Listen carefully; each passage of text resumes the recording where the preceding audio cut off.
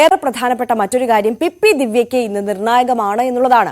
ജയിലിൽ കഴിയുന്ന ദിവ്യയുടെ ജാമ്യഹർജിയിൽ ഇന്ന് വിധി പറയുകയാണ് കോടതി. അപ്പോൾ ദിവ്യയ്ക്ക് ജാമ്യം കിട്ടുമോ ഇല്ലയോ എന്നൊക്കെ നമുക്ക് ഇന്ന് അറിയാം. എന്തായാലും നമ്മൾ ആദ്യം ആ വാർത്തയുടെ വിശദാംശങ്ങളിലേക്ക് തന്നെയാണ് കടക്കുന്നത്. ADM നവീൻ ബാബുവിന്റെ ആത്മഹത്യയുമായി ബന്ധപ്പെട്ട കേസിൽ കണ്ണൂർ ജില്ലാ പഞ്ചായത്ത് മുൻ പ്രസിഡന്റ് പി ദിവ്യയുടെ ജാമ്യാപേക്ഷയിൽ വിധി ഇന്ന്. തലശ്ശേരി പ്രിൻസിപ്പൽ സെഷൻസ് കോടതിയാണ് വിധി പറയുക. അന്വേഷണവുമായി സഹകരിച്ചെന്നും അതിനാൽ ജാമ്യം നൽകണമെന്നുമാണ് ദിവ്യയുടെ പ്രധാന വാദം. എന്നാൽ ജാമ്യം നൽകുന്നതിന്റെ പ്രോസിക്യൂഷനും നവീന്റെ കുടുംബവും എതിർത്തിരുന്നു. വിധി വരാനിരിക്കെ ദിവ്യയെ പാർട്ടി പദവികളിൽ നിന്ന് CPM നീക്കുകയും ചെയ്തിരുന്നു. MS അനീഷ് കുമാറാണ് കൂടുതൽ വിശദാംശങ്ങളുമായി ചേരുന്നത്. Aneesha, very good morning. നമ്മൾ ഈ തുടക്കത്തിൽ സൂചിപ്പിച്ചതുപോലെ തന്നെ പി ദിവ്യയ്ക്ക് ഏറെ നിർണായകമായ ദിവസമാണ്.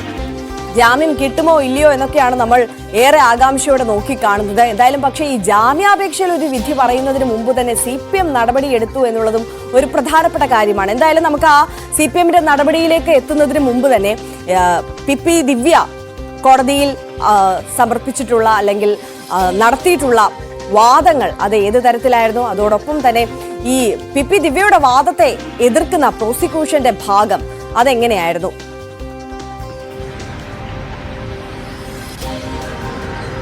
എന്തായാലും രാഷ്ട്രീയ കേരളത്തിന്റെ രാവിലത്തെ ശ്രദ്ധ തലശ്ശേരി സെഷൻസ് കോടതിയിലേക്ക് തന്നെയാവും എന്ന കാര്യം ഉറപ്പായി കഴിഞ്ഞിരിക്കുന്നു. കാരണം കഴിഞ്ഞ ദിവസം മണിക്കൂറുകൾ നീണ്ട വാദമുഖങ്ങളാണ് മൂന്ന് ഭാഗത്തു നിന്നും ഉന്നയിച്ചത്. പ്രത്യേകിച്ചും പി ദിവ്യയും ഒപ്പം പ്രോസിക്യൂഷനും നവീൻ ബാബുവിൻ്റെ കുടുംബവുമൊക്കെ ഉന്നയിച്ചത്. അതിൽ ഊന്നിയുള്ള ഒരു ഉത്തരവ് അതെന്തായിരിക്കും എന്ന ഒരു ആകാംക്ഷയിൽ തന്നെയാണ് ഇപ്പോൾ ആളുകൾ ഉള്ളത്. കാരണം പി ദിവ്യ വാദിച്ചത് അഴിമതിക്കെതിരായ ഒരു സദുദ്ദേശപരമായ പ്രസംഗം എന്ന രീതിയിൽ തന്നെയാണ് താൻ അന്നത്തെ പ്രസംഗത്തെ കണ്ടത്. അതുമായി ബന്ധപ്പെട്ട് ഈ തൻ്റെ പ്രസംഗം കഴിഞ്ഞ ശേഷം കണ്ണൂർ ജില്ലാ കളക്ടറുമായി ADM അദ്ദേഹത്തിൻ്റെ ചേംബറിൽ വെച്ച് കൂടിക്കാഴ്ച നടത്തിയിരുന്നു. അവിടെ വെച്ച് തനിക്ക് തെറ്റുപറ്റി എന്ന് പറഞ്ഞു എന്നാണ് പി ദിവ്യ കോടതിയിൽ വാദിച്ചത്. അതുകൊണ്ട് ഈ തെറ്റുപറ്റി എന്നത് മറ്റെന്തെങ്കിലും ഭരണപരമായ പിശകല്ല, മറിച്ച് താൻ കൈക്കൂലി വാങ്ങി ഇത്തരം NOC നൽകി എന്ന കാര്യം തന്നെയാണ് സമ്മതിച്ചതെന്നാണ് കോടതിയിൽ വാദിച്ചത്. പക്ഷേ അത്തരം ഒരു തെറ്റുപറ്റി എന്ന്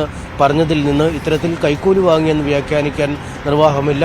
അല്ലെങ്കിൽ അത്തരത്തിലൊരു കൈക്കൂലി ആരോപണമല്ല ആ കാര്യത്തിൽ ഉയർന്നു വന്നിരിക്കുന്നത് എന്നാണ് പ്രോസിക്യൂഷൻ പറയുന്നത്. 19ാമത്തെ വയസ്സിൽ സർക്കാർ സർവീസിൽ പ്രവേശിച്ച ഒരു ഉദ്യോഗസ്ഥനാണ്. അദ്ദേഹത്തിൻ്റെ ഈ ട്രാക്കിൽ ഉടനീളം പരിശോധിച്ചാൽ ഇത്തരമൊരു കൈക്കൂലി ആരോപണങ്ങളോ അല്ലെങ്കിൽ വഴിവിട്ട ഇടപാടുകളോ ഒന്നും കാണാനില്ല. അതുകൊണ്ട് മനഃപൂർവ്വം അദ്ദേഹത്തെ കരിവാരി തേക്കുന്നതിനായി ഉന്നയിക്കുന്ന ആരോപണമാണ് എന്ന ഒരു കാര്യമാണ് മുന്നോട്ട് വയ്ക്കുന്നത്. ഒപ്പം ഈ പ്രശാന്ത് TVയുടെ പരാതിയുമായി ബന്ധപ്പെട്ട കാര്യങ്ങളും പി ദിവ്യ ജാമ്യഹർജിയിൽ പ്രധാനമായി ഊന്നിക്കാട്ടിയിരുന്നു. കാരണം ഈ പ്രശാന്ത് എന്ന ആളെ തനിക്ക് നേരത്തെ അറിയില്ല. ഈ ജില്ലാ പഞ്ചായത്തിൻ്റെ ഹെൽപ്പ് ഡെസ്കിൽ ഒരു പരാതിയുമായി വന്നപ്പോഴാണ് അദ്ദേഹത്തെ അറിയുന്നത്. പക്ഷേ ഈ പ്രശാന്ത് ഉന്നയിച്ച കാര്യങ്ങളിൽ പലതിനും തെളിവുണ്ട്. അദ്ദേഹം പണം നൽകിയതുമായി ബന്ധപ്പെട്ട് സ്വർണം പണയം വെച്ചാണ് പണം സമാഹരിച്ചത്. അതിനുശേഷം നവീൻ ബാബുവിന് കൈമാറുകയായിരുന്നു. ഒപ്പം ഈ പി ദിവ്യ പ്രസംഗിക്കുന്ന അന്ന് തന്നെ വിജിലൻസിനെ സംബന്ധിച്ച പരാതിയുമായി പ്രശാന്ത് പോയിരുന്നു. ഇത്തരം കാര്യങ്ങളൊക്കെ ഈ ഒരു അഴിമതിയിലേക്ക് വിരൽ ചൂണ്ടുന്ന കാര്യങ്ങളാണ് എന്ന് പി ദിവ്യ വാദിക്കുന്നു. പക്ഷേ പ്രശാന്ത് തന്നെ വിശ്വാസയോഗ്യമായ ഒരാൾ അല്ല. ആരോഗ്യവകുപ്പ് ഇദ്ദേഹത്തിനെതിരെ നടപടിയെടുത്തതാണ് എന്നതടക്കമുള്ള കാര്യങ്ങളാണ് പ്രോസിക്യൂഷൻ ഇതിന് ബദലായി ചൂണ്ടിക്കാണിച്ചിരിക്കുന്നത്. എന്നാലും ഇതിന് ആനുപാതികമായി ഇതിന് സമാന്തരമായി തന്നെയുള്ള ചില അന്വേഷണങ്ങൾ പോലീസിൻ്റെ ഭാഗത്തു നിന്നും നടത്തിയെന്ന് മനസ്സിലാക്കാൻ കഴിയുന്നു. കാരണം ഈ വിജിലൻസിൽ പരാതി നൽകി എന്ന് പ്രശാന്ത് പറയുന്ന ദിവസം ഈ പി ദിവ്യയുടെ പ്രസംഗം നടക്കുന്നതിന് മുമ്പ് പ്രശാന്ത് ഈ വിജിലൻസ് ഓഫീസിൽ എത്തിയിരുന്നു എന്ന് കണ്ടെത്തുന്നതിനുള്ള CCTV ദൃശ്യങ്ങളടക്കം പരിശോധിക്കുന്നുണ്ട്. ഈ നവീൻ ബാബുവിൻ്റെ വീടിന് അടുത്ത് എത്തി കൈക്കൂലി നൽകിയെന്ന് പറയുന്ന സമയത്ത് ഇരുവരും ചില ആശയവിനിമയങ്ങൾ നടത്തുന്നതായി CCTV ദൃശ്യങ്ങൾ നേരത്തെ പുറത്തു വന്നിരുന്നു. ഈ CCTV ദൃശ്യങ്ങളുടെ ആധികാരികതയും പോലീസ് പരിശോധിക്കുന്നുണ്ട്. എന്തായാലും രണ്ട് ഭാഗവും വലിയ വാദമുഖങ്ങൾ തന്നെയാണ് മുന്നോട്ട് വെച്ചത്. പി ദിവ്യയ്ക്ക് ഒരു കാരണവശാലും ജാമ്യം നൽകരുത് എന്ന വാദമാണ് പ്രോസിക്യൂഷൻ മുന്നോട്ട് വയ്ക്കുകയും ചെയ്തത്. ഇതേസമയം തന്നെയാണ് നവീൻ ബാബുവിൻ്റെ കുടുംബത്തിൻ്റെ അഭിഭാഷകൻ വളരെ രൂക്ഷമായി തന്നെ പി ദിവ്യയെ വിമർശിച്ചത്. പോലീസിനും രൂക്ഷമായ വിമർശനമുണ്ടായിരുന്നു. പോലീസ് കുടുംബത്തിൻ്റെ മൊഴിയെടുക്കുന്നതിനുള്ള നടപടിക്രമങ്ങൾ പോലും ചെയ്തില്ല. സമൂഹത്തിൽ ഇപ്പോഴും വലിയ സ്വാധീനമുള്ള വ്യക്തിയാണ് പി ദിവ്യ. ദിവ്യ. അവർ പുറത്തേക്ക് പോയാൽ ഈ തെളിവുകൾ നശിപ്പിക്കുന്നതിനും സാക്ഷികളെ സ്വാധീനിക്കുന്നതിനുമുള്ള സാധ്യതകളുണ്ട് എന്ന് കുടുംബം ചൂണ്ടിക്കാട്ടുകയും ചെയ്തിരുന്നു. എന്തായാലും ഈ വാദങ്ങളൊക്കെ പലതും മുൻകൂർ ജാമ്യ ഹർജിയുടെ സമയത്തും ഉന്നയിക്കപ്പെട്ട കാര്യങ്ങളും അതിന് മറുപടി നൽകിയ കാര്യങ്ങളുമാണ്. എന്തായാലും ഈ ജില്ലാ കളക്ടറുടെ മൊഴി തന്നെയാണ് ഏറ്റവും വലിയ തുറുപ്പുചീട്ടായി പി ദിവ്യ ഏറ്റവും ഒടുവിലെ ജാമ്യ ഹർജി വാദം കേട്ടപ്പോഴും മുന്നോട്ട് ഉന്നയിച്ചിരിക്കുന്നത്. കാരണം അഴിമതിക്കെതിരായ ഒരു പരാമർശമെന്ന തൻ്റെ വാദം സാധൂകരിക്കുന്നതിനുള്ള തെളിവുകളാണ് പി ദിവ്യ കോടതിക്ക് മുമ്പാകെ വാദമുഖങ്ങളിലൂടെ ഉന്നയിക്കുകയും ചെയ്തത്. എന്തായാലും എന്ത് തീരുമാനം കോടതി എടുക്കുമെന്ന കാര്യത്തിൽ നമുക്ക് 10 മണി 11 കോടതി ചേരുമ്പോൾ ഒരു തീരുമാനമാവുകയും ചെയ്യും. എന്തായാലും ഈ കോടതി നടപടികൾ വരാനിരിക്കെ അതിന് കാത്തു നിൽക്കാതെ പി ദിവ്യക്കെതിരെ CPM ഒരു അച്ചടക്ക നടപടി എടുത്തു എന്നതാണ്.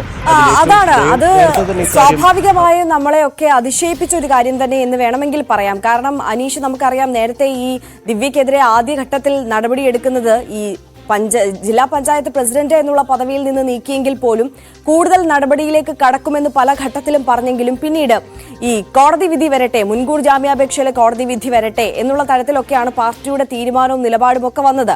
പക്ഷേ ഇന്നിപ്പോഴും ഈ ഘട്ടത്തിലും നമ്മൾ പ്രതീക്ഷിച്ചിരുന്നത് കൂടുതൽ കടുത്ത നടപടി ദിവ്യക്കെതിരെ ഉണ്ടാകുമെങ്കിൽ അത് ഈ ജാമ്യം നിഷേധിക്കുകയാണ്. കോടതിയിൽ നിന്ന് ഇന്ന് ജാമ്യം നിഷേധിച്ചാൽ മാത്രമേ ഉണ്ടാകൂ എന്നുള്ള ഒരു വിലയിരുത്തൽ പൊതുവെ ഉണ്ടായിരുന്നു. പക്ഷെ ആ വിലയിരുത്തൽ തിരുത്തിക്കൊണ്ടാണ് ദിവ്യക്കെതിരെ ഇത്തരത്തിൽ ഈ ജാമ്യാപേക്ഷയിലെ വിധി വരുന്നതിന് മുമ്പ് തന്നെ ഒരു നടപടിയിലേക്ക് പാർട്ടി കടന്നത്.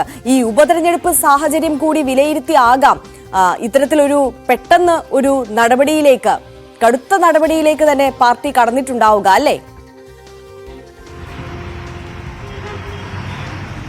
രണ്ട് കാര്യങ്ങളുണ്ട് ഇതിൽ. ഒന്ന്, നേരത്തെ തൃശ്ശൂരിൽ ചേർന്ന CPM സെക്രട്ടേറിയറ്റ് യോഗം ഉചിതമായ തീരുമാനമെടുക്കാൻ കണ്ണൂർ ജില്ലാ ഘടകത്തെ ചുമതലപ്പെടുത്തുകയായിരുന്നു. ഇതിനുശേഷം കണ്ണൂർ ജില്ലാ സെക്രട്ടേറിയറ്റ് യോഗം ചേർന്നെങ്കിലും വളരെ വിശദമായി ഈ കാര്യം ചർച്ച ചെയ്യാതെ ജില്ലാ കമ്മിറ്റിയിൽ ചർച്ച ചെയ്യട്ടെ എന്ന രീതിയിലേക്ക് മാറ്റുകയായിരുന്നു. ജില്ലാ കമ്മിറ്റി ഈ വിഷയം വളരെ വിശദമായി ചർച്ച ചെയ്യുകയും ഗൗരവതരമായ കുറ്റം അല്ലെങ്കിൽ പിഴവ് ഈ കാര്യത്തിൽ പി ദിവ്യക്ക് ഉണ്ടായിട്ടുണ്ട് എന്ന് വിലയിരുത്തൽ വരികയും ചെയ്തു. പാർട്ടിയിലെ ഭൂരിപക്ഷം അംഗങ്ങളും ഇത്തരത്തിൽ നടപടി വേണം എന്ന ആവശ്യം അല്ലെങ്കിൽ നടപടി എടുക്കണമെന്ന നിർദ്ദേശത്തെ പിന്തുണയ്ക്കുന്ന സാഹചര്യമാണ് ഉണ്ടായത്. അതുകൊണ്ട് തന്നെയാണ് പ്രതീക്ഷിക്കപ്പെട്ട പോലെ തന്നെ പി ദിവ്യക്ക് ബ്രാഞ്ച് തലത്തിലേക്കൊരു തരം താഴ്ത്തൽ ഉണ്ടായിരിക്കുന്നത് ജില്ലാ കമ്മിറ്റിയിൽ നിന്നും.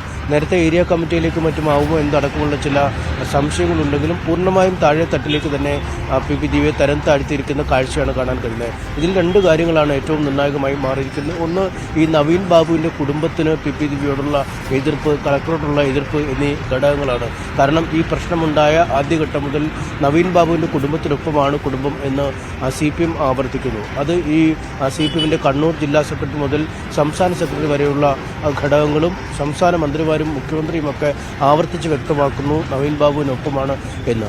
പക്ഷേ അങ്ങനെ നവീൻ ബാബുവിനൊപ്പമാണ് എന്ന് പറയുമ്പോഴും എന്തുകൊണ്ട് പി ദിവ്യക്കെതിരെ പാർട്ടി തലത്തിലൊരു നടപടിയെടുക്കുന്നില്ല എന്ന ചോദ്യമാണ് ഉയർന്നുവന്നത്. ആദ്യഘട്ടത്തിൽ മുൻകൂർ ജാമ്യ ഹർജിയിൽ തീരുമാനമെടുത്ത ശേഷം നടപടി ഉണ്ടാവുമെന്ന് പ്രതീക്ഷിക്കപ്പെട്ടിരുന്നു. ഇതിനുശേഷമാണ് ഇപ്പോൾ ഇന്ന് ഈ ജാമ്യ ഹർജി കോടതി ഒരു തീരുമാനമെടുക്കാനായി മാറ്റുകയും ഇന്ന് വിധി പറയുകയും ചെയ്യുന്നു. ഒരുപക്ഷെ ഇന്നത്തെ വിധി പി ദിവ്യക്ക് അനുകൂലമായാൽ, അതായത് പി ദിവ്യക്ക് ജാമ്യം ലഭിക്കുന്ന ഒരു സാഹചര്യമുണ്ടായാൽ പി ദിവ്യക്കെതിരെ പാർട്ടി നടപടി എടുക്കാതിരിക്കുക, മറുവശത്ത് ജാമ്യം ലഭിക്കുക, ഈ രണ്ട് കാര്യങ്ങളും ചെയ്താൽ സർക്കാരിൻ്റെ ഈ ഉദ്ദേശശുദ്ധിയെക്കുറിച്ച് അല്ലെങ്കിൽ CPMൻ്റെ ഉദ്ദേശശുദ്ധിയെക്കുറിച്ചുള്ള വലിയ ചോദ്യങ്ങൾ ഒരു വശത്ത് വരും. അതുകൊണ്ട് തന്നെ ഇന്ന് ജാമ്യം ലഭിച്ചാലും പാർട്ടി പരമാവധി നടപടി എടുത്തിരിക്കുന്നു. അതായത് ആദ്യഘട്ടത്തിൽ ജില്ലാ പഞ്ചായത്ത് പ്രസിഡന്റ് സ്ഥാനം നഷ്ടപ്പെടുന്നു, പിന്നീട് ആത്മഹത്യാ പ്രേരണ കുറ്റം ചുമത്തി കേസെടുക്കുന്നു, മൂന്നാമത് പി ദിവ്യയെ പാർട്ടിയുടെ എല്ലാ സ്ഥാനങ്ങളിൽ നിന്നും ഒഴിവാക്കുന്നു.